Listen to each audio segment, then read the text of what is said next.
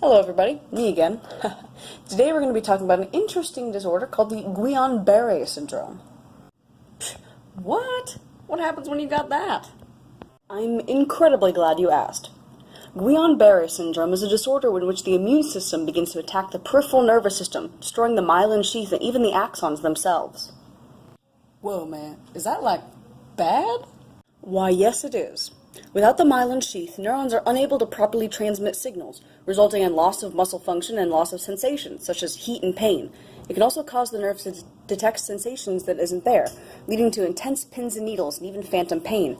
At its most severe, this disorder results in loss of muscle control in lower and upper body, which can lead to issues breathing, and in life-threatening cases, the disorder can interfere with blood pressure and heart rate. So, who even gets this kind of stuff? Insightfully phrased. The disorder doesn't discriminate, affecting all ages and genders equally, though the disorder is very rare, affecting 1 out of 100,000 people. It has been observed that people who have symptoms of a gastrointestinal or respiratory virus are usually those who develop the disorder. It can develop within a matter of hours, and the patients are at their weakest about 2 to 3 weeks after it first develops. It is thought that when preceded by a virus, the Guillan-Barre syndrome develops due to a change in the nature of the immune system cells. The cells now react to the proteins of the myelin sheath and register it as a threat. The exact cause of this reaction is still unknown, and investigations of this disorder are still ongoing.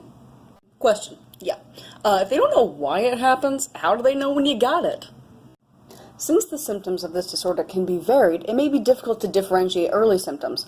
There are a couple of ways to figure out the correct diagnosis.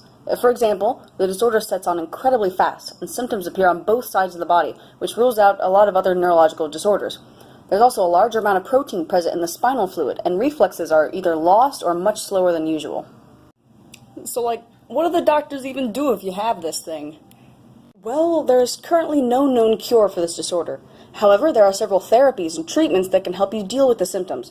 Plasma exchange, which is the separation and removal of plasma from the bloodstream, and immunoglobulin therapy, which is the injection of proteins used by the immune system.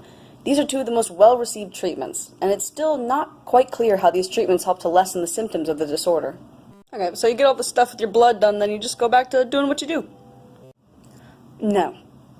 Compared to the rapid onset, recovery is incredibly slow and can take as long as a few years. In addition, 30% of patients report muscle weakness even after 3 years of treatment and physical therapy.